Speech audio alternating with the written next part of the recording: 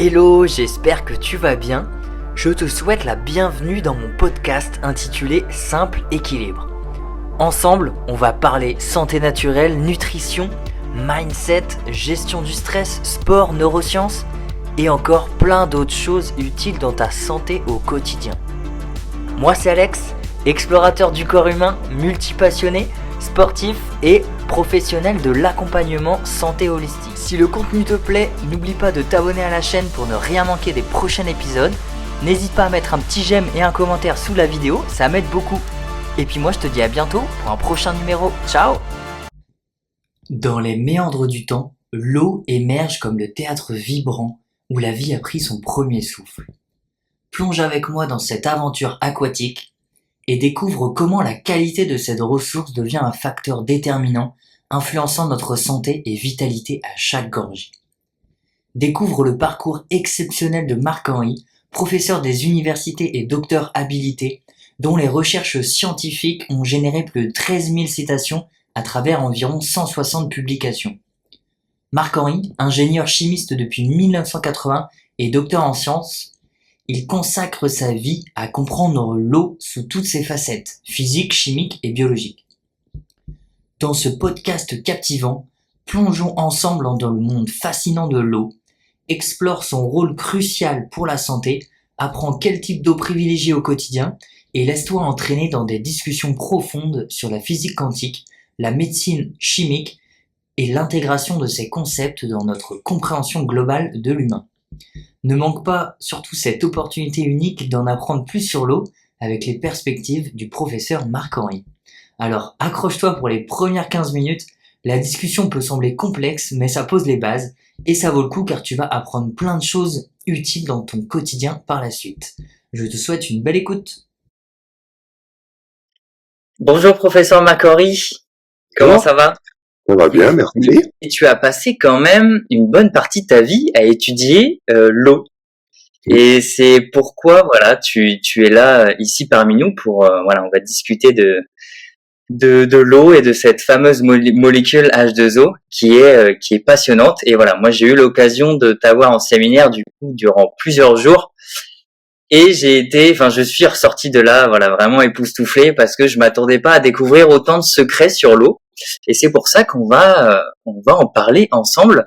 Alors, est-ce que tu peux te présenter rapidement pour celles et ceux qui ne te connaissent pas encore? Alors, tu l'as déjà fait. Je peux rajouter que je suis maintenant à la retraite, donc professeur honoraire. Donc, ce qui veut dire que je n'ai plus à faire d'enseignement en université. Par contre, on est chercheur, donc ça, chercheur, on le reste même à la retraite. Donc, je continue à faire des publications scientifiques, toujours évidemment sur les thèmes que j'ai travaillé depuis 40 ans, c'est-à-dire l'eau. Et en ce moment, je travaille beaucoup sur le cancer et sur la musique.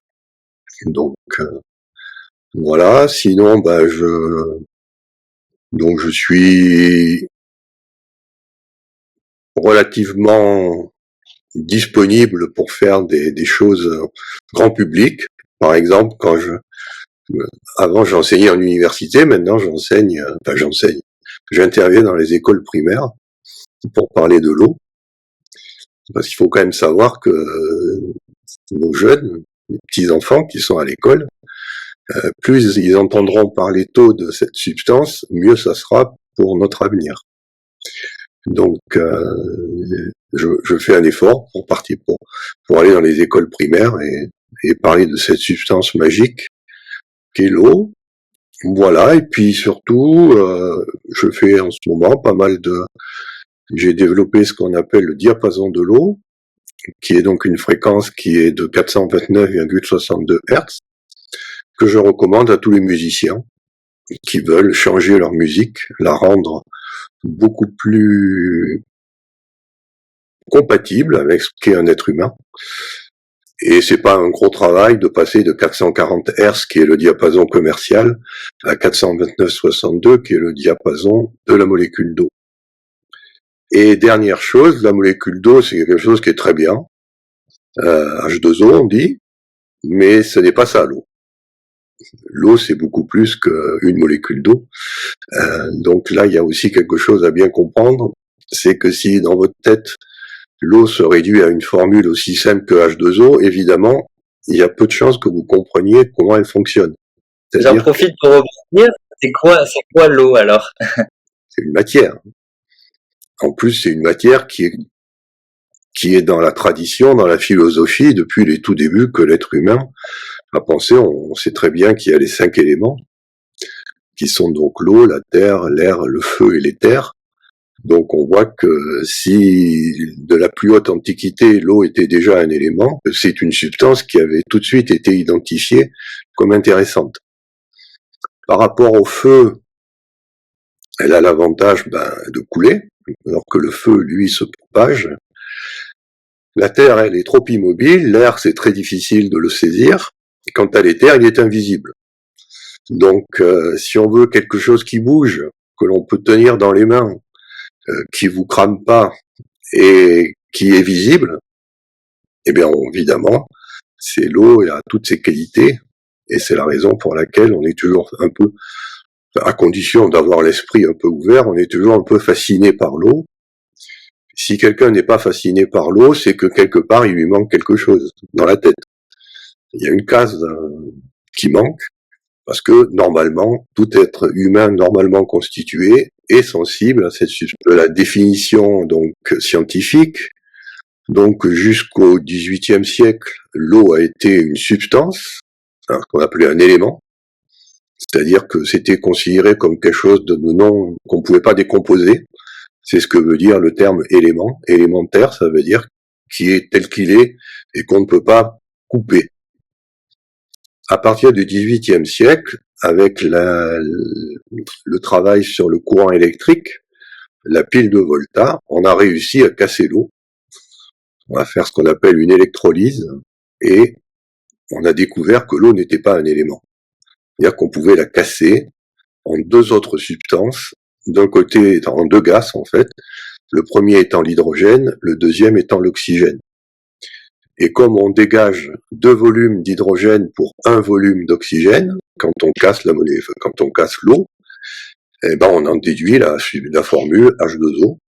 Le 2 vient de là. C'est que quand vous cassez une molécule d'eau, eh bien elle génère 2 fois plus d'hydrogène que d'oxygène.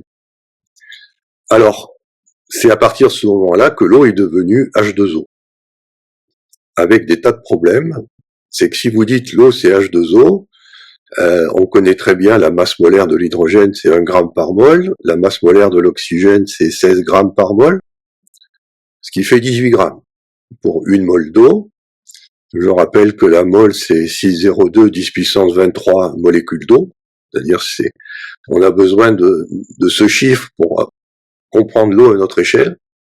Parce que l'eau est un objet nanoscopique qui existe à l'échelle du nanomètre, qui n'est pas notre échelle à laquelle nous avons l'habitude. Donc, c'est pour ça qu'on a ce nombre d'Avogadro qui nous permet de parler de l'eau en tant que substance à notre échelle du mètre et non pas à l'échelle du nanomètre qui est le milliardième de mètre, qui est l'échelle de la taille d'une seule molécule d'eau. Donc on a eu cette idée que on pouvait réduire l'eau à la formule H2O, sauf que ça collait pas. C'est-à-dire que l'eau a des propriétés qui sont incompatibles avec cette formule. Ces propriétés qui sont incompatibles avec cette formule, c'est la plus simple, c'est celle que tout le monde connaît. Quand il fait froid et que la température baisse, on a donc une transformation de l'eau en glace. Et en science, il y a une loi que suivent toutes les substances. Très peu de substances n'obéissent pas à cette loi. C'est que quand on passe de l'état liquide à l'état solide, on réduit le volume. On devient plus dense. Un solide est toujours plus dense que son liquide. Eh bien, devinez ce que fait l'eau. Elle refuse. Lorsqu'on refroidit, elle devient moins dense sous forme de glace que sous forme de liquide, ce qui donne le sympathique tintillement des glaçons quand on se sert un Ricard, parce que quand on met l'eau, les glaçons flottent. Autrement dit, la glace flotte sur l'eau, et ça, c'est incompréhensible si vous pensez à l'eau comme étant une molécule H2O. Parce que normalement, elle devrait être plus dense. Et c'est cette propriété de la glace qui flotte sur l'eau qui était connue depuis Galilée. Galilée avait déjà remarqué ça. C'est cette propriété qui a permis pendant près de 400 ans de faire de la recherche sur l'eau pour essayer d'expliquer pourquoi la glace flotte sur l'eau. Et vous imaginez qu'il a fallu 400 ans pour expliquer ce phénomène que tout le monde peut constater en prenant des glaçons et en les mettant dans l'eau. Il a fallu 400 ans de recherche. C'est dire que c'était pas simple. Parce que si ça avait été simple, on aurait trouvé une explication tout de suite.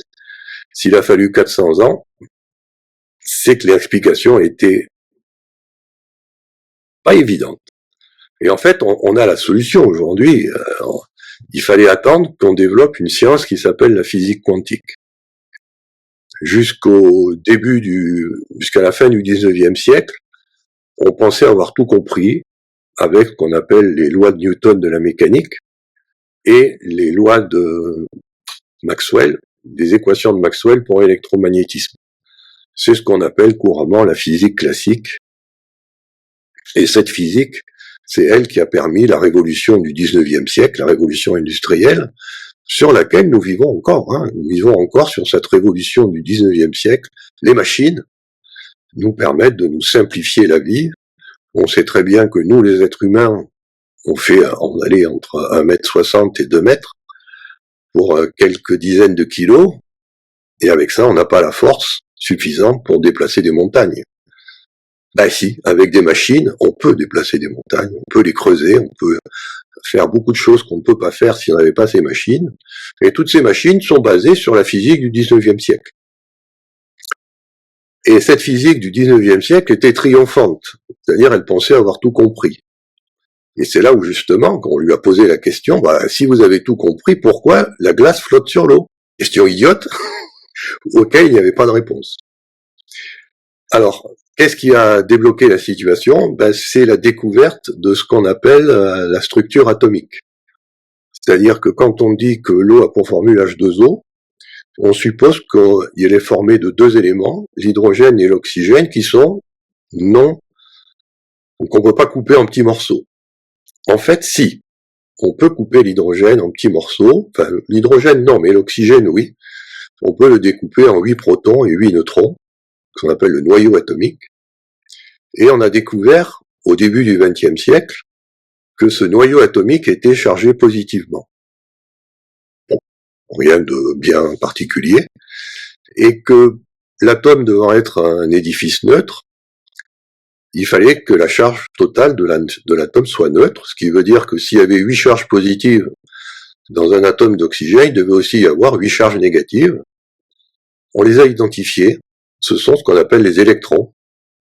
Et on a eu ce modèle que peut-être on a connu quand on a fait le lycée, de ce noyau qui est positif avec des orbites électroniques, ce qu'on appelle le modèle de Bohr, modèle planétaire, où on dit qu'un atome c'est un petit système planétaire. Le seul souci, c'est que si c'est vraiment ça, un système planétaire, eh bien la physique du 19e siècle prévoit que ça doit s'effondrer. C'est-à-dire que l'électron est attiré par la charge positive du proton, et plus il s'approche du proton, plus il est attiré, et la fin, c'est que ça implose. Donc voilà, au début du XXe siècle, on s'aperçoit qu'on est fait d'atomes, et que ces atomes ne peuvent pas exister. Que faites-vous? Vous avez deux solutions.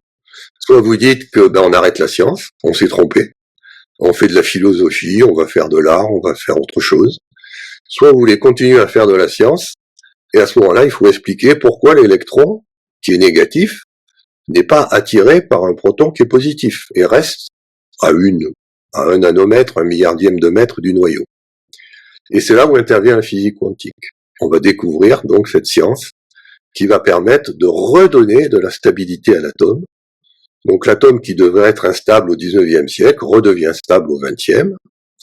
Alors il redevient stable évidemment sous certaines conditions, parce que comme on a compris maintenant grâce à la physique quantique d'où provenait la stabilité de l'atome, ça veut dire aussi qu'on peut le désintégrer. On a aussi compris comment le désintégrer, d'où ce qu'on appelle l'énergie atomique.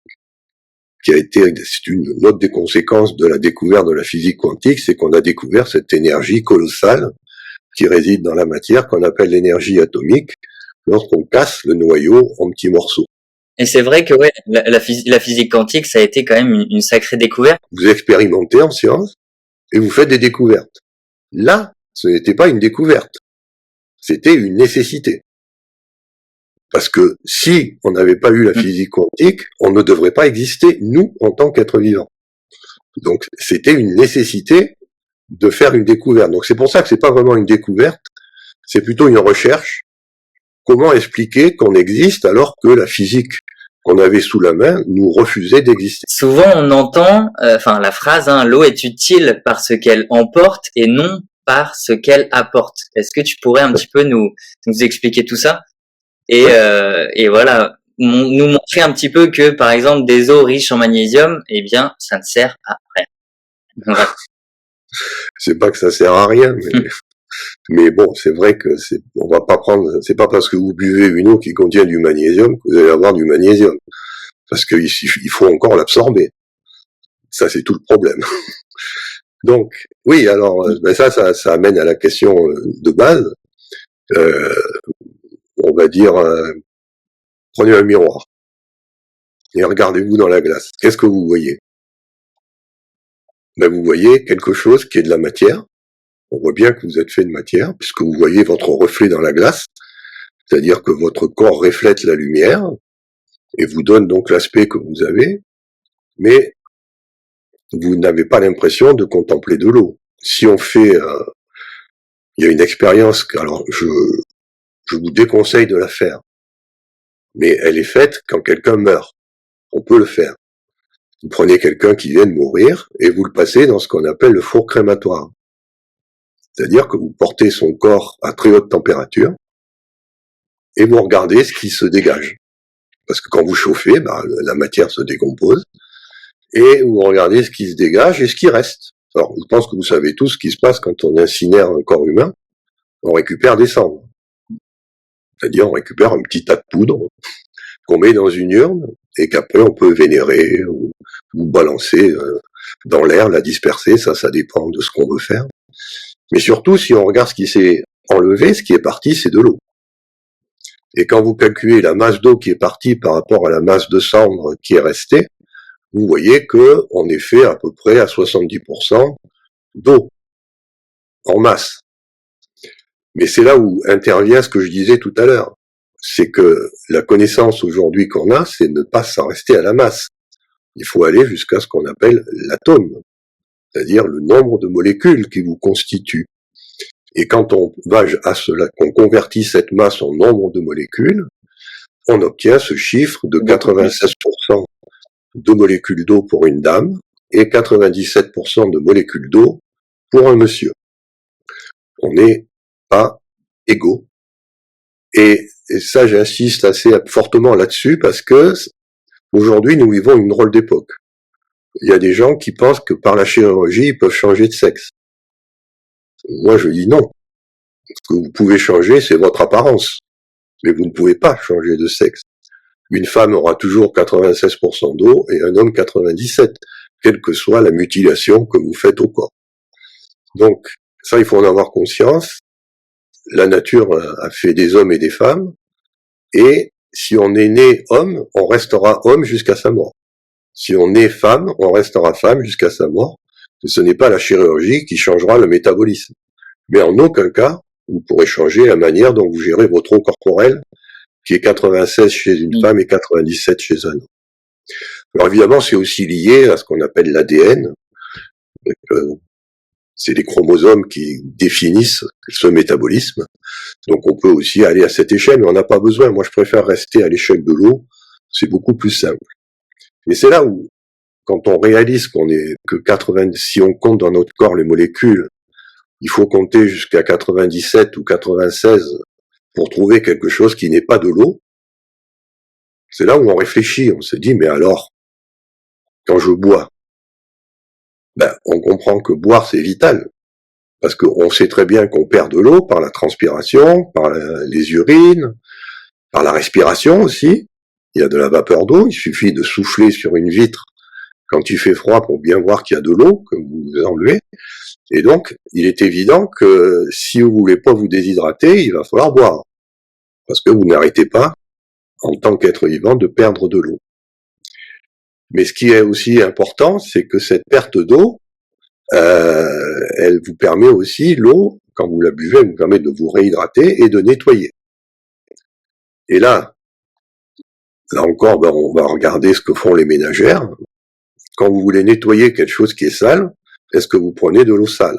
Si vous voulez que le nettoyage soit efficace, la ménagère va toujours prendre de l'eau propre, au robinet. Elle va pas utiliser de l'eau sale, parce que si elle utilise de l'eau sale, eh bien cette eau sera moins efficace pour nettoyer, et puis elle amènera toutes les saletés qu'elle contient. Donc quand on veut se nettoyer, on a intérêt à avoir une eau la moins polluée possible, et c'est là où on retrouve une propriété essentielle de l'eau, qui est que c'est le solvant universel. C'est-à-dire qu'il y a très peu de substances qui ne sont insolubles dans l'eau.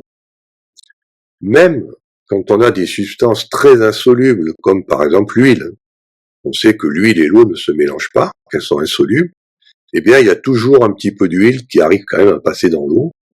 Et l'eau a cette propriété que n'a pas les autres liquides, enfin que n'ont pas les autres liquides, c'est qu'elle est capable de dissoudre à peu près tout. Ce qui fait que des fois je m'amuse à poser la question comme ça, si vous avez, je sais pas moi, 100 milliards d'euros et que vous voulez acheter la matière la plus précieuse au monde, qu'est-ce que vous achèteriez? Alors il y a des gens qui vont répondre des diamants, de l'or, mais tout ça avec 100 milliards d'euros, vous pouvez en avoir des quantités fantastiques. Et ben je peux vous dire qu'avec 100 milliards d'euros, vous ne pourrez même pas avoir une goutte d'eau pure. Et quand je dis une eau pure, c'est une eau qui est purement H2O. C'est-à-dire qui ne contient que des molécules d'eau et rien d'autre. Ça coûte la peau des fesses.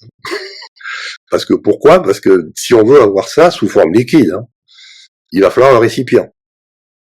Et dès que vous allez mettre ça dans un récipient, qu'est-ce qui va se passer? Eh bien, l'eau va dissoudre une partie du récipient, et à ce moment-là, vous n'aurez plus de l'eau. C'est pour ça que j'ai créé un terme, pour que les choses soient bien claires, que j'ai appelé l'eau morphogénique. C'est-à-dire l'eau qui contient quelque chose, par opposition à l'eau pure, qui aurait pour formule H2O. L'eau morphogénique n'a pas pour formule H2O. Elle a pour formule H2O à 96-97%, et puis le reste, c'est ce qu'on veut. Donc avec ça, on couvre tous les êtres vivants, on couvre les argiles, on couvre la terre, tout ce qui est hydraté en fait, c'est de l'eau morphogénique. Et ce qui est intéressant, pourquoi j'insiste bien là, pourquoi morphogénique? Parce que morphos en grec c'est la forme, et génos c'est la création. C'est-à-dire que l'eau morphogénique veut dire l'eau qui crée la forme. Ou si vous préférez, tout objet matériel qui a une forme, c'est parce qu'il a de l'eau. S'il n'avait pas de l'eau, il n'aurait pas de forme. Et on en revient à notre corps humain qu'on met dans un four crématoire, on le voit très bien. Avant de rentrer dans le four, il est morphogénique, l'eau est morphogénique, on a la forme d'un corps humain. À la sortie du four crématoire, l'eau morphogénique, elle est partie. Et qu'est-ce qui reste? Un truc qui a aucune forme, un tas de poudre. Donc on voit bien que c'est l'eau qui donne la forme, et dans le mot forme, on passe tout de suite à information. Information. C'est-à-dire que peut-être que l'eau serait un moyen de mémoriser des choses. Et là, on va tomber sur la grande controverse du XXe siècle, qui a débuté en 1988, qu'on appelle la mémoire de l'eau. Il y a des gens qui disent que l'eau peut avoir une mémoire, et c'est là où c'est important de bien utiliser le terme morphogénique. Parce que si vous faites de la physique, l'eau ne peut pas avoir de mémoire. Du moins, l'eau pure, H2O. Mais si vous dites l'eau morphogénique, alors là oui, l'eau morphogénique peut avoir une mémoire, contenir de l'information, et c'est comme ça qu'elle peut donner de la forme aux objets matériels. Donc voilà un petit peu l'importance de l'eau. On a besoin, quand on veut se purifier, se nettoyer, de boire une eau qui est la moins chargée possible en minéraux, parce que plus elle est chargée en sel, moins elle est occupée à travailler à solvater les molécules de sel, et elle est moins disponible pour nettoyer votre corps. Donc, essayez, quand on veut se nettoyer, de boire une eau la moins minéralisée possible, ce qui ne veut pas dire qu'on ne doit pas boire de l'eau minérale. Mais l'eau minérale, c'est comme l'alcool. C'est pour se faire plaisir. Vous savez, l'alcool, c'est agréable. On en prend un petit peu, c'est bien. Mais si vous en prenez trop, ben vous êtes malade. Ben, l'eau minérale, c'est ça. C'est-à-dire, c'est bien pour le plaisir. On veut se faire plaisir, on prend un verre d'eau pétillante, chargée en minéraux. Mais il faut savoir que c'est pas comme ça qu'on va s'hydrater et qu'on va se nettoyer. Donc c'est pour ça qu'à côté, il faut penser à boire régulièrement au moins 2-3 litres d'eau par jour, d'une eau qui est la plus pure possible. Donc là, on a des unités, hein, on a des appareils qui s'appellent des TDS, qui permettent de mesurer la charge minérale d'une eau. Donc disons, il faut être entre 10 et 40 ppm. Là, vous avez une très bonne eau pour boire. Au-delà de 40 ppm, ça commence à être un peu chargé. Et alors, au-delà de 100 ppm, là, c'est une eau de plaisir, c'est plus une eau de nettoyage. Également, hein, pour le commun des mortels, pour les aider un petit peu, par exemple, derrière une bouteille, on peut regarder, voilà, les résidus à sec. Dans l'idéal, faut que ce soit moins de 100 mg par litre. Non, mais on n'a pas obligé. L'avantage de la bouteille, c'est que c'est écrit. Mais oui. Ce qu'on a fait, en fait, c'est qu'on a évaporé l'eau et on a pesé la quantité de matière solide qui restait. D'où ce qu'on appelle résidu à sec et qui s'exprime en milligrammes par litre, qui est l'équivalent des ppm parties par million. C'est la même chose à peu de choses près. Mais on peut aussi faire cette mesure sur l'eau liquide. Et là, voilà, vous prenez votre eau du robinet, il n'y a pas d'étiquette, il n'y a pas écrit résidu à sec. Donc c'est pour ça que là, c'est intéressant d'avoir cet appareil qu'on appelle le TDS, qui en anglais veut dire Total Dissolved Salts, le nombre total de sel dissous, qui vous affiche la valeur en ppm de sel que vous avez dans votre eau. Et c'est comme ça que vous pouvez voir qu'en général, l'eau du robinet n'est pas très bonne pour la consommation. Et donc... tiens, parlons un petit peu de l'eau du robinet, parce qu'on dit qu'elle est potable, mais on se rend compte que finalement elle est bourrée de pesticides, d'hormones. Qu'est-ce que tu peux nous dire un petit peu? Potable, c'est le terme qu'utilise le grand public.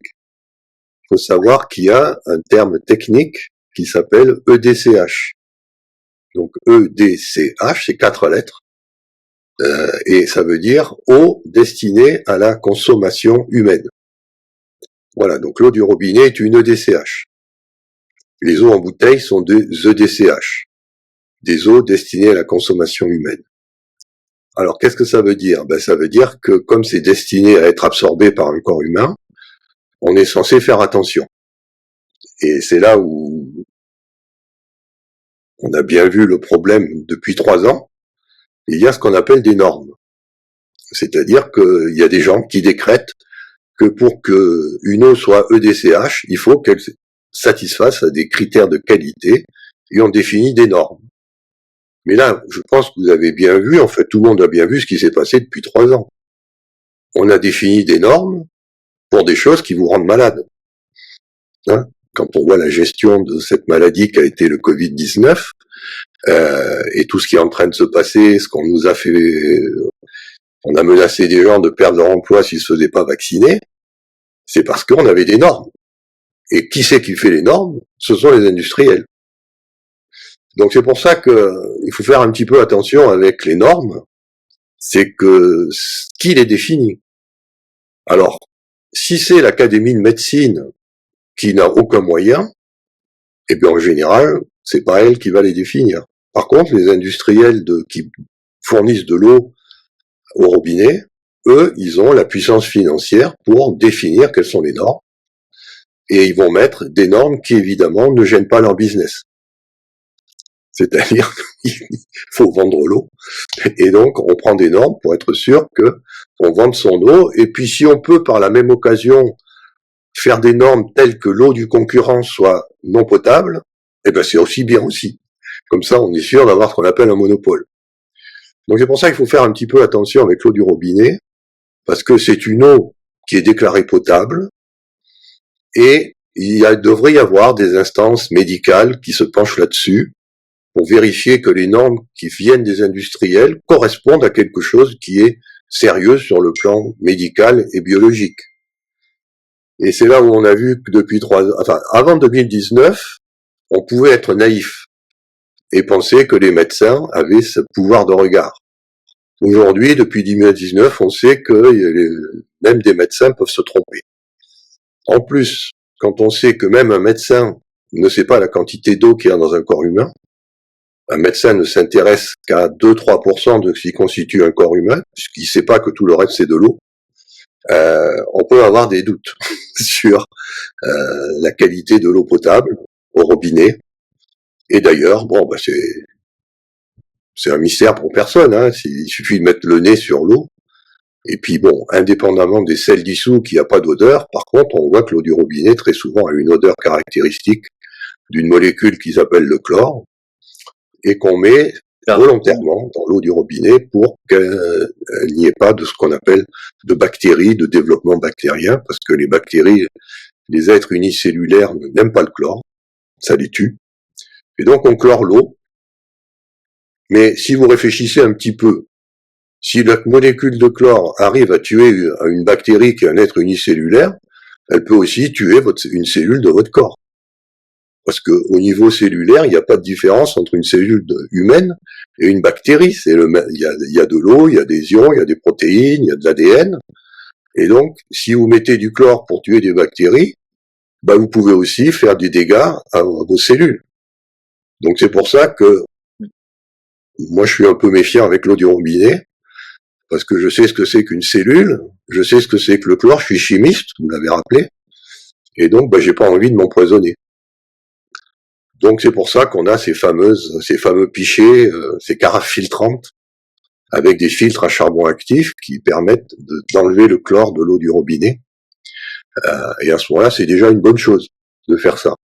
C'est-à-dire de ne pas boire l'eau directement, mais de la mettre dans une carafe qui dispose d'un filtre avec charbon actif qui va absorber le chlore.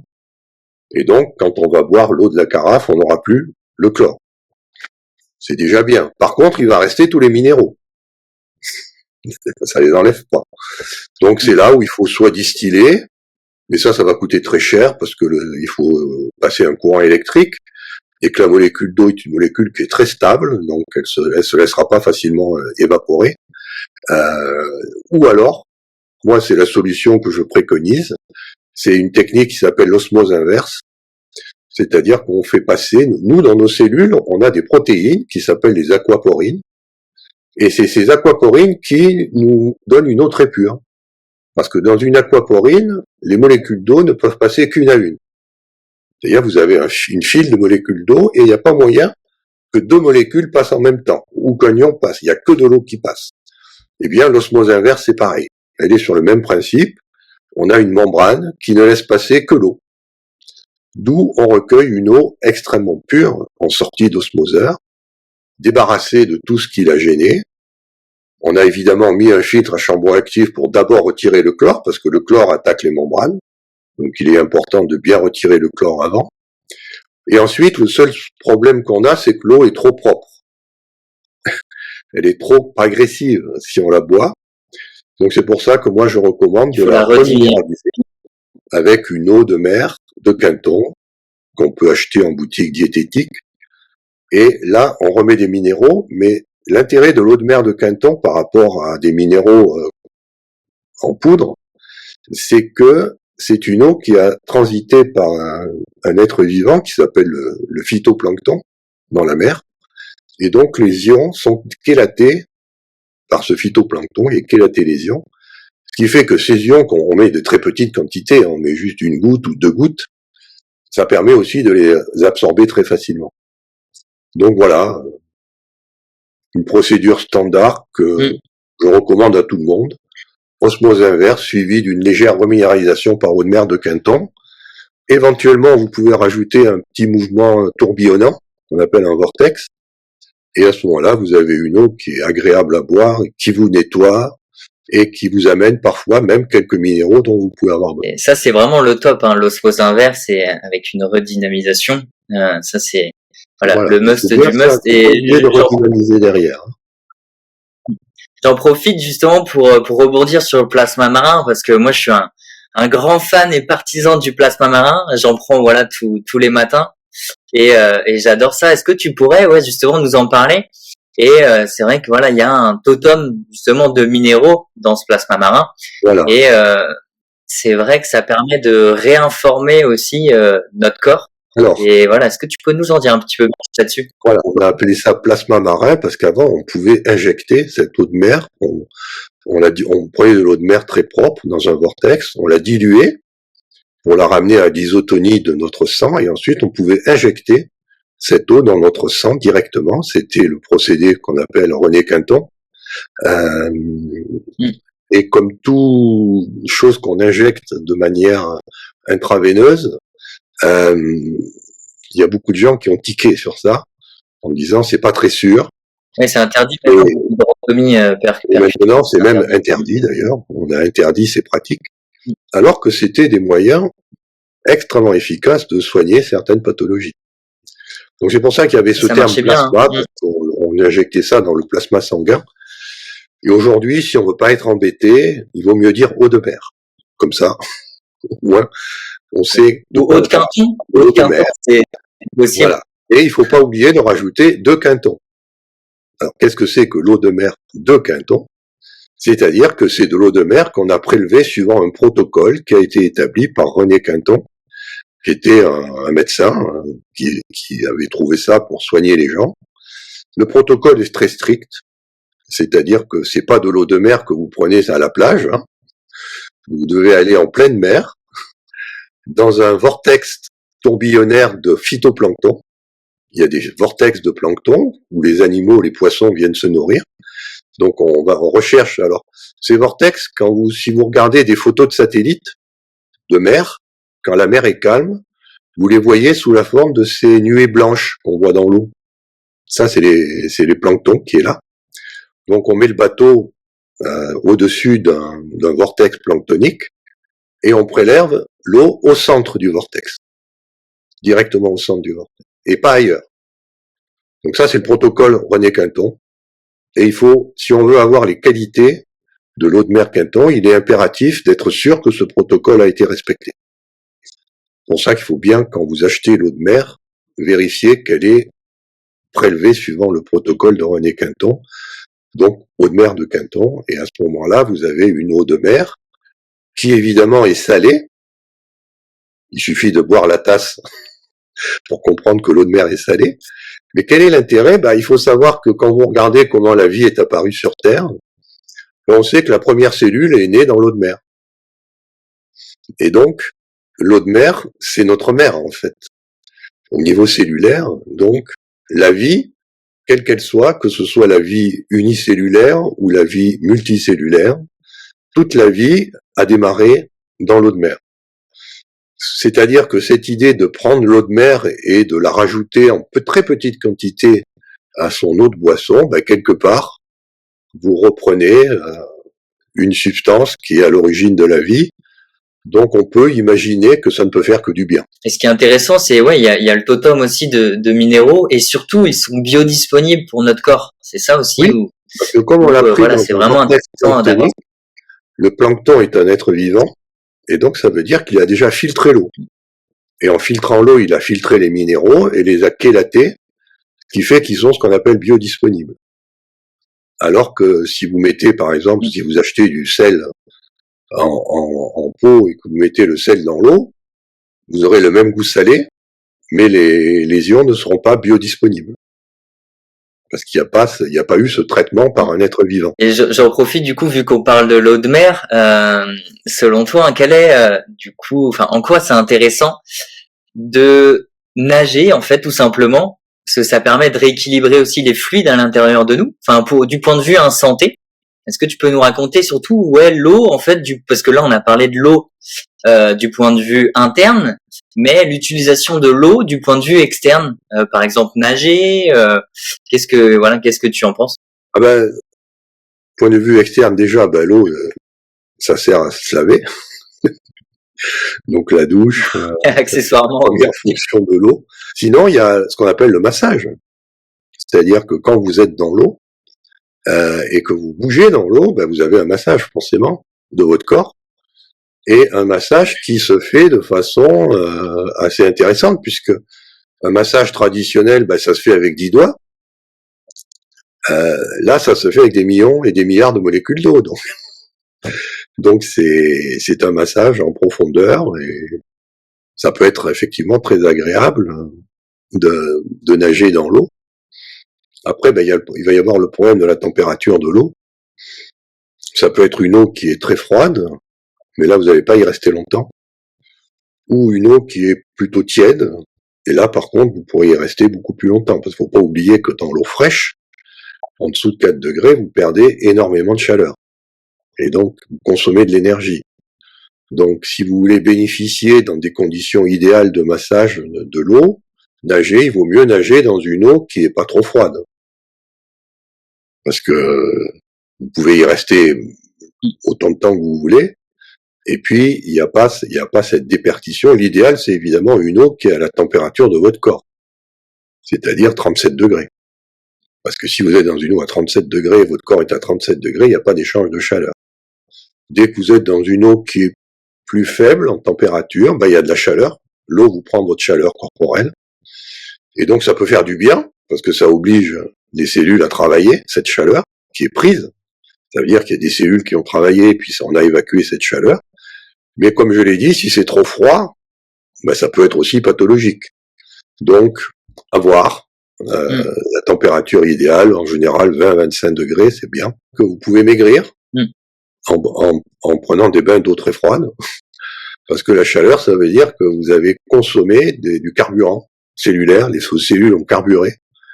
Et donc, ben, ça veut dire que si vous mangez pas, si vous faites que boire, ben, vous allez perdre du poids. Donc ça peut être intéressant aussi pour les gens qui sont en surpoids et qui veulent perdre de la masse corporelle, de nager dans une eau plutôt fraîche. Ça va leur permettre à la longue de trouver un poids un petit peu plus conforme à leur taille. Parce qu'il ne faut pas oublier que le poids est fonction de la taille. On n'est pas égaux, hein. Quelqu'un qui est plus petit aura besoin de moins de masse que quelqu'un qui est plus haut, donc il ne faut pas non plus s'inquiéter. Il y a une relation entre le poids et la taille. Donc il est normal que quelqu'un qui soit grand ait une masse corporelle un peu plus grande et quelqu'un qui est petit a une masse corporelle plus faible. Voilà. Et puis de toute façon, ça se voit tout de suite, hein. Quand la masse corporelle n'est pas adaptée à la taille, bah c'est pas beau. J'en profite parce que lors du séminaire qu'on a eu avec, il y a une phrase que j'ai vraiment aimée que tu as dite, tu as dit la nature est probabiliste, immatérielle, musicale, symbolique et non déterministe comme on l'enseigne à l'université.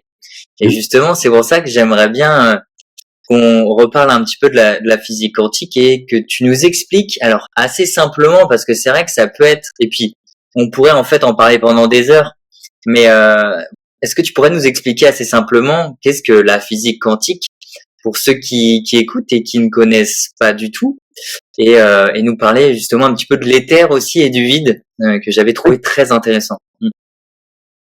Alors, on peut la physique quantique, en fait, c'est pas très compliqué en soi. Par contre, on peut le rendre le sujet très compliqué. Ça, oui. Mais en fait, au fond, c'est pas très compliqué. Il suffit d'avoir fait un peu de latin. Quand on a fait du latin, quantique, ça vient de quantum, du mot latin quantum. Et que veut dire quantum en latin? Ça veut dire combien. C'est-à-dire que quand vous faites de la physique quantique, ce qui vous intéresse, c'est de compter. Combien? Et quand vous comptez, vous répondez 10, 20, 40 000, 60 000. Vous répondez pas 2,3. Si vous racontez, si vous dites j'ai un objet qui fait 2,3 cm, c'est pas de la physique quantique, ça. Ça, c'est de la physique classique, déterministe. Quand vous allez être en physique quantique, vous n'allez pas dire cet objet fait 2,3 cm. Vous allez dire il contient tant de molécules. Et vous allez donner un nombre entier, et pas un nombre fractionnaire. Donc la physique quantique, c'est la physique des nombres entiers. 0, 1, 2, 3. Et comme on l'a appris à l'école, Les nombres entiers ont cette caractéristique, c'est qu'entre 0 et 1, qu'est-ce qu'il y a? Mais il n'y a rien. Entre 1 et 2, il n'y a rien. Entre 2 et 3, il n'y a rien. Entre 3 et 4, il n'y a rien. C'est-à-dire que la physique quantique considère qu'il y a bien sûr les chiffres, 0, 1, 2, 3, 4, 5, 6, etc. Mais il y a aussi ce qu'il y a entre les chiffres, qui est ce qu'on appelle le vide, parce qu'il n'y a rien, donc on dit c'est vide. Et le problème quand on dit c'est vide, c'est que comme si c'est vraiment vide et s'il y a vraiment rien, ça n'a pas beaucoup d'intérêt. Donc l'intérêt c'est que ce soit vide, mais quand même que ce soit quelque chose qui contienne quelque chose. Pour ça, moi je préfère le terme éther. Parce que l'éther a cette caractéristique, c'est qu'il apparaît vide. On ne voit rien, mais il contient des choses. Il contient ce qu'on appelle de l'énergie. Et c'est exactement comme ça qu'on peut définir la physique quantique. C'est la physique qui s'intéresse à l'énergie dans le vide, dans l'éther, où on ne voit rien. On ne voit pas de matière. Et donc, c'est pas parce qu'il n'y a pas de matière qu'il n'y a pas d'énergie.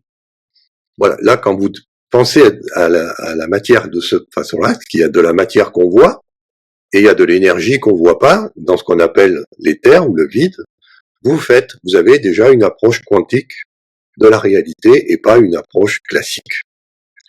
Donc voilà, on n'a pas besoin d'aller au-delà de ça. Pour une femme et 97% de molécules d'eau pour un homme.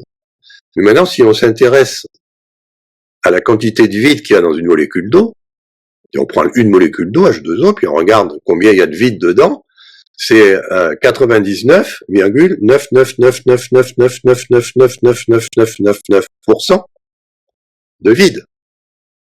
Autrement dit, d'un point de vue matériel, la molécule d'eau est vide avec un 99 suivi de 15 zéros, de 15 9. Donc, ça veut dire que s'il y a autant de vide ou d'éther, c'est que ça peut pas être quelque chose qui est inutile. C'est fondamental d'ailleurs. Et c'est l'autre façon de dire je fais de la physique quantique, c'est que vous ne regardez pas ce qu'on voit, vous regardez ce qu'on ne voit pas. Et quand vous faites ça, vous êtes sûr que vous êtes en quantique. Parce que comme vous vous intéressez à ce que vous ne voyez pas, ce qu'on ne détecte pas, il n'y a que la physique quantique qui nous permet d'expliquer comment travailler avec un milieu où on ne voit rien. Voilà, et c'est là où on va perdre ce qu'on appelle le déterminisme. Parce qu'en physique classique, on a droit au nombre avec des virgules. C'est-à-dire qu'entre 2 et 3, j'ai 2,5. En physique quantique, non, vous n'y avez pas droit. Et donc, vous voyez qu'il va se passer quelque chose. C'est que, en physique classique, vous dites entre 2 et 3, il y a 2,5.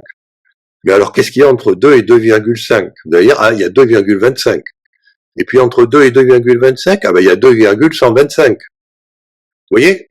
À chaque fois, vous pouvez donner deux chiffres, il y aura toujours un autre chiffre entre les deux. Ce qui va donner une continuité. Et c'est cette continuité qui va faire que les choses sont lisses et prévisibles. Parce que vous êtes toujours sûr qu'entre deux chiffres, il y en a un qui est entre les deux. Mais maintenant, si vous passez en physique quantique, entre deux chiffres, il n'y a rien. Et donc, il n'y a plus cette continuité. C'est 2 ou 3. Ça peut pas être 2,5. Donc, comme c'est 2 ou 3 qui a ce vide, ça devient discontinu. Et comme on a cette discontinuité, on ne peut plus prévoir avec certitude ce qui va arriver. On passe du déterminisme au probabilisme. C'est pour ça que la physique quantique est probabiliste, à cause de ce fait qu'elle prend en compte qu'entre deux chiffres, il peut rien y avoir, aucun autre état intermédiaire. Et donc ça veut dire que rien n'est certain. Tout est entaché d'une incertitude, et ça a été très bien mathématisé par ce qu'on appelle le principe d'indétermination d'Heisenberg, qui est à la base du raisonnement quantique, c'est-à-dire que vous pouvez toujours avoir des fluctuations à toutes les échelles, et ces fluctuations se mesurent toujours avec des nombres entiers, jamais avec des nombres réels, et ce qui fait que vous ne pouvez jamais savoir, en fait, prévoir ce qui va arriver. Il y a toujours une indétermination de base en physique quantique, et heureusement, parce que sinon la vie serait triste. Si tout était écrit prévisible par des équations, nous vivrions dans un enfer. C'est parce qu'on a un monde qui est quantique, non prévisible et probabiliste que la vie a un intérêt. Parce qu'on ne sait jamais ce qui va nous arriver. Et donc, ça donne de l'intérêt à la vie. C'est la physique qui permet à la vie d'exister. Parce que sinon, ce serait un enfer. Ce que j'aime bien un petit peu ramener pour expliquer justement ce principe avec la santé, c'est que par exemple, tu vois, en physique classique, si on est porteur d'un gène dit défectueux, eh bien, peu importe ce qu'on va faire, on va être malade. Ça, c'est un petit peu avec la physique classique. Et avec la physique quantique, on peut avoir justement un gène défectueux, mais on ne va pas en fait forcément être malade et on va pouvoir vivre avec. On a une probabilité justement qu'il ne se déclenche pas et on a justement des moyens qu'on peut mettre en place pour qu'il se déclenche. Pour que le gène s'exprime, il faut que le gène s'exprime pour avoir la maladie s'il est défectueux. Mais il a tout à fait le droit de pas s'exprimer, de rester silencieux. Et c'est ça que lui autorise la physique quantique, nous autorise d'avoir quelque chose qui est foncièrement défectueux, mais à partir du moment où on le met pas en jeu, on peut très bien vivre sans problème. Par contre, il y a une probabilité que de temps en temps on mette en jeu ce gène défectueux, et là, effectivement, à ce moment-là, on peut être malade. Mais oui, la physique quantique permet aussi de vivre avec des tares. Et heureusement. Et c'est là où l'épigénétisme rentre en jeu également, hein, avec nos modes de vie qui peuvent influer sur l'expression ou non d'un gène. Alors, tout à fait, oui. Sauf que là, on a un petit problème avec l'épigénétique, c'est que on parle du gène, on parle pas de la couche d'eau qui est sur le gène. Le gène en lui-même, on s'en fout complètement. Ce qu'il faut faire attention, c'est l'information qui est sur la couche d'hydratation du gène. C'est elle qui va faire que le gène s'exprime ou pas. C'est pour ça que l'épigénétique, moi je suis d'accord, mais à condition qu'on prenne bien en compte que l'ADN n'est pas une molécule telle qu'on la voit dans les livres, c'est une molécule qui est hydratée, qui a une gaine d'eau. Et c'est cette eau qui est informée qui va faire que le gène s'exprime ou pas. Je suis pas sûr qu'il y ait beaucoup de médecins qui soient sur cette longueur d'onde. Donc voilà, moi je mets de l'eau partout, bon, c'est ma déformation professionnelle. Les plantes aussi en ont bien besoin. Et j'aimerais rebondir parce que tu nous avais aussi parlé de ça. Est-ce que tu peux nous parler rapidement des méridiens en fait qu'on a dans le corps et l'importance et l'utilité en fait dans la santé de l'être humain de l'intervention de l'acupuncture ou du moxa en fait qui va chauffer certaines parties du corps? Alors justement, le fait qu'on ait conscience qu'un être humain c'est 96 à 97% d'eau en nombre de molécules, ça veut dire qu'on peut travailler avec cette eau. Hein, on n'est pas obligé de travailler sur les 3-4% comme le fait la médecine moderne occidentale. Les médecines traditionnelles avaient très bien compris qu'il y a tellement d'eau dans un corps cette eau, elle n'est pas non plus, c'est pas une eau liquide au sens comme dans un verre d'eau. C'est une eau qui est structurée par les cellules et il y a des chemins de propagation de l'information. Et donc ces chemins, c'est ça que les Chinois ont appelé les méridiens. C'est-à-dire que dans notre hydratation corporelle, il y a des endroits où le courant électrique ou l'information passe très facilement et ne passe pas à d'autres endroits. Et c'est comme ça qu'on est arrivé à cartographier ces méridiens. Et ce qu'il faut savoir aussi, c'est que quand vous avez des voies de circulation, il y a ce qu'on appelle des croisements. C'est-à-dire que les voies, elles sont pas strictement parallèles. Elles doivent se croiser. Et quand elles se croisent, ça fait ce qu'on appelle des nœuds, comme sur les nœuds d'échangeurs autoroutiers. Et ces nœuds, c'est ce qu'on appelle les points d'acupuncture. C'est-à-dire que on peut appuyer à des points très particuliers où il y a plusieurs circuits d'information qui se rencontrent. Et donc, en mettant une aiguille sur ces points névralgiques de circulation de l'information, on peut évidemment favoriser un canal par rapport à un autre. Enfin bref, il y a toute une pratique qui a été codifiée par l'acupuncture. Et donc, l'acupuncture prend en compte le fait que on est fait aussi d'eau et principalement d'eau plus que de cellules. Que la matière qu'il y a dans les cellules, qui n'est pas de l'eau, finalement obéit à l'information qui est dans l'eau qui l'entoure. Parce que quand vous regardez une protéine, par exemple, on sait que c'est un long ruban d'acides aminés, mais on sait que cette protéine, pour qu'elle soit ce qu'on appelle active, c'est-à-dire qu'elle devienne une enzyme et pas une protéine, il faut qu'elle ait une géométrie très particulière. Il faut qu'elle se replie d'une façon très particulière pour faire une cavité. Et c'est l'eau qui définit cette forme. Eau morphogénique, toujours. Et donc, si vous travaillez sur l'eau, vous travaillez sur la protéine. C'est ça qu'il faut bien comprendre, c'est que chaque fois qu'on travaille sur l'eau, donc apparemment sur rien, puisqu'il y a l'eau, c'est plein de vide, eh bien, vous faites quelque chose à la matière qui est visible, parce qu'elle est en contact avec l'eau. Il n'y a pas une matière dans votre corps qui n'est pas en contact avec de l'eau. Et donc, toute information que vous arrivez à mettre dans l'eau va se propager à la matière qui n'est pas de l'eau. Et c'est comme ça qu'on peut soigner un être humain sans jamais considérer sa matière constituante, uniquement son eau, via ce qu'on appelle ses méridiens ou ses points d'acupuncture. Ça, c'est ce qu'amène l'idée qu'on est fait essentiellement d'eau. Et c'est pour ça que moi, quand je reçois, voilà, en cabinet, je prends la personne dans sa globalité et pas seulement, en fait, sa matière et là où elle a mal, finalement. Et c'est là, justement, tout l'enjeu, de la médecine, on va dire, ouais, dite holistique, où on va vraiment essayer de comprendre la personne avant de dire, ah, t'as mal ici, voilà, on va faire quelque chose. C'est vraiment la prendre en global. Et voilà, on l'a démontré ici et c'est vraiment intéressant. La propriété de l'eau, c'est qu'elle est partout. Et donc, si vous dites, je prends ce morceau d'organe, par exemple, il est hydraté, bon, d'accord.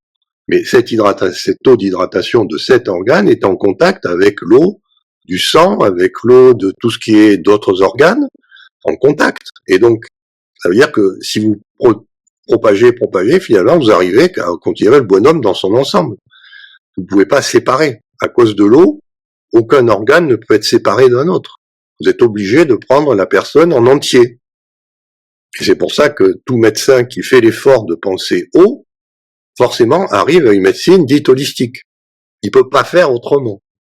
Alors que si vous ne regardez jamais l'eau, ce que font 99% des médecins à l'université, on leur parle pas d'eau. On leur dit, il y a un cœur, il y a un foie, il y a des intestins, il y a un cerveau. On peut avoir l'impression que tout ça est déconnecté. Alors que non. Tout ça baigne dans l'eau. Et donc, quand on agit sur le cerveau, il y a forcément quelque chose qui se passe au niveau du cœur ou quelque chose qui se passe au niveau du petit orteil. Parce qu'on ne peut pas couper à cause de l'eau. L'eau est partout, elle s'infiltre partout. Et donc, quand vous voulez soigner quelqu'un, la notion de dire j'ai mal là, on s'en fiche complètement. On va soigner l'eau et ensuite, on va faire que là, on peut agir très bien, très loin du point où on a mal. Parce que l'information va se propager par ces fameux canaux et arriver sur l'organe qui déconne, rétablir l'information, et à ce moment-là, vous allez soigner alors que vous intervenez pas du tout à l'endroit où se trouve le problème. Donc c'est ça qu'amène l'idée qu'on doit travailler sur l'eau, c'est forcément une médecine holistique. Et en général, tous les gens qui font l'expérience de ces médecines-là en ressortent ravis. Alors que les gens qui font l'expérience de la médecine telle qu'on l'apprend à l'université, où tout est déconnecté, et où on vous soigne avec des médicaments qui sont en général des produits chimiques toxiques, très vite, vous êtes mal, quoi. Bien sûr, moi j'ai été malade, et j'ai failli mourir. S'il n'y avait pas eu cette médecine chimique, je serais mort. Donc, on peut pas non plus dire que c'est inutile. Ça a son utilité. Mais par contre, évidemment, quand vous êtes vivant et que vous avez des problèmes, mais que ce sont pas des problèmes qui vont vous faire mourir. C'est-à-dire, vous pouvez vivre avec ces problèmes, ça fait mal, mais bon, ça remet pas en cause votre existence. Là, la médecine, telle qu'on la connaît, est très mauvaise. C'est-à-dire cette idée que vous allez guérir une pathologie en donnant une molécule chimique, ah, il y a très peu de chances que ça marche. Ça va marcher au début, mais très vite, il va falloir monter les doses. Et si on monte les doses, on va avoir ce qu'on appelle des effets secondaires. Et donc, très vite, on arrête. Donc, c'est pour ça que dès qu'il s'agit de problèmes qui sont pas des problèmes qui remettent en cause, qui sont pas des problèmes vitaux, il faut tout de suite aller vers une médecine holistique qui est beaucoup plus efficace que de rester avec la médecine d'urgence qui, elle, fonctionne très bien si votre vie est en jeu. On va vous mettre des produits chimiques qui sont des horreurs, mais au moins, vous allez pouvoir ne pas mourir et après récupérer. Donc c'est pour ça on a besoin de ces deux médecines, en fait. Mais il faut bien comprendre que la médecine d'urgence n'est pas la même que la médecine de non-urgence. Voilà, c'est tout. Et le problème qu'on a actuellement avec les médecins, c'est qu'ils ont l'impression, c'est toujours une médecine d'urgence qu'on nous propose. Rarement une médecine sauf ceux qui sont dans ce qu'on appelle les médecines douces, hein. C'est-à-dire eux qui pratiquent, qui s'intéressent à l'eau et pas forcément à l'organe ou au problème qui pose problème. Donc on a besoin de ces deux médecines, une médecine d'urgence pour sauver les gens quand la vie est en jeu, et dès que la vie n'est plus en jeu, on doit basculer sur une médecine holistique. Enfin, ça, c'est mon point de vue, hein. Et l'idéal serait que ce soit la même personne, médecin, qui puisse être opérationnel en urgence et sur le long terme. L'expérience montre qu'hélas, c'est pas le cas. C'est-à-dire que les médecins qui sont efficaces en urgence, ils connaissent rien, ils ne connaissent pas l'eau, donc ils connaissent rien sur la médecine holistique. Et les gens qui sont en médecine holistique, très souvent, ils dévalorisent la médecine d'urgence avec des produits chimiques. Donc voilà, l'idéal, ce serait qu'on ait un médecin qui ait la double compétence. Ça existe, j'en connais. Mais là, ils sont pas très... En tout cas, ouais, c'était vraiment intéressant. Merci beaucoup. Et j'aime bien toujours finir là-dessus. Est-ce que tu aurais éventuellement une petite action pour ceux qui nous écoutent là à faire durant 7 jours, un petit défi, un petit challenge par rapport à la santé, par rapport à l'eau, je sais pas, à préconiser là durant les 7 prochains jours pour ceux qui nous écoutent. Est-ce que tu as quelque chose en tête? Déjà, mesurez combien d'eau vous buvez par jour. C'est-à-dire déjà, c'est vrai qu'on en a pas parlé, mais faire l'effort de mesurer. C'est-à-dire quand je prends un verre gradué pour que je puisse voir le volume d'eau que je bois. Je note sur un papier chaque fois que je bois. Je note sur un papier et à la fin, avant d'aller se coucher ou le lendemain, on regarde combien on a bu d'eau dans la journée. Déjà, c'est énorme, hein, parce que ça permet de voir justement comment on se situe par rapport à l'eau. Est-ce qu'on boit suffisamment ou est-ce qu'on boit trop? Ou est-ce qu'on boit bien exactement ce qu'il faut? Moi, j'ai donné le chiffre, c'est à peu près 2-3 litres par jour. Alors évidemment, ça dépend de la masse corporelle, c'est-à-dire plus on a une masse corporelle élevée, si vous êtes obèse, il faut aller à 4-5 litres. Si vous êtes tout maigre, 2 litres peuvent suffire, donc il faut être un peu... Mais enfin, disons, quelle que soit votre masse corporelle, vous devez boire au moins 2 litres par jour. Et on parle bien d'eau. On parle pas de Coca-Cola, de vin, de bière. On parle de l'eau. Que de l'eau. Le reste, c'est du plaisir. Et on a le droit, mais c'est du plaisir, c'est pas de l'eau. Ça doit pas être comptabilisé comme du fluide. Ce qu'il faut comptabiliser, c'est l'eau. Et ça veut aussi dire, après, ça c'est la première étape, hein. La deuxième étape, c'est de refaire cette mesure, mais sans rien, en buvant que de l'eau. C'est-à-dire là, pas de bière, pas de vin, pas de coca, pas de soda, pas de jus de fruits.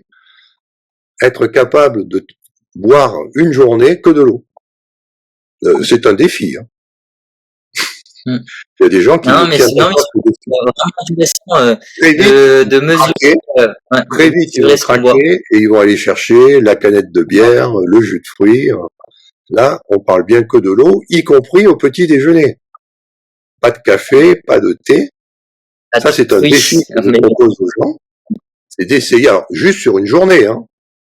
C'est pour voir si on est capable, pendant une journée, de boire que de l'eau. L'important, c'est d'arriver à maîtriser ces boissons, que ce soit les boissons qui sont très sucrées, faut savoir que le sucre est un poison. Donc, le fait de remplacer les sodas, le coca par de l'eau ne peut être que bénéfique pour votre santé parce que vous mangez moins de sucre. En plus, c'est des sucres qui sont cachés. Donc, au moins, ça vous libère de ça. Et aussi, ça vous libère de l'alcoolisme.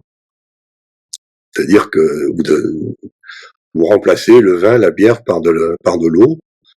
Et en général, quand on fait ça, on se porte beaucoup mieux. Voilà. Bah, super, en tout cas, génial. Après, il n'y a pas d'obligation, hein, chacun fait ce qu'il veut. Hein, mais essayez, ça peut être amusant de faire le test. Alors vous verrez, si vous arrivez à 0,5 litres d'eau par jour, il y a des gens qui en sont à ce niveau-là. Hein. Là, inquiétez-vous. Vous êtes sur la mauvaise pente. C'est-à-dire que vous pouvez être en très bonne santé à 0,5 litres par jour, mais je le garantis pas qu'à 70 ans, vous soyez toujours en bonne santé. Donc si vous voulez vivre vieux et heureux, essayez de boire entre 2 et 3 litres d'eau pure par jour. Buvez de l'eau, les amis, buvez de l'eau. Bah, merci en tout cas, hein, Marc. Où on peut te retrouver si on a besoin, voilà, de suivre un petit peu, voilà, ton parcours. Où on peut te retrouver, dis-moi. J'ai un site internet où je fais des chroniques. Donc c'est c'est simple, c'est mon nom, marchenry.org. Donc c'est mon nom tout attaché, Marc Henry. Et on met .org. Et là, vous arrivez sur mon site internet où il y a des chroniques, je mets des tas d'informations. Sinon, vous avez ma chaîne YouTube où là, je mets des vidéos de mes conférences et puis surtout des vidéos des musiques que je développe au diapason de l'eau, 429-62 Hz. Et puis, il y a aussi, je suis sur Facebook. Donc, il y a une page Facebook. Enfin, il y a 3 pages Facebook. Ok. Il y a ma page perso, il y a la page des amis de l'eau morphogénique et il y a la page de l'association Naturocant.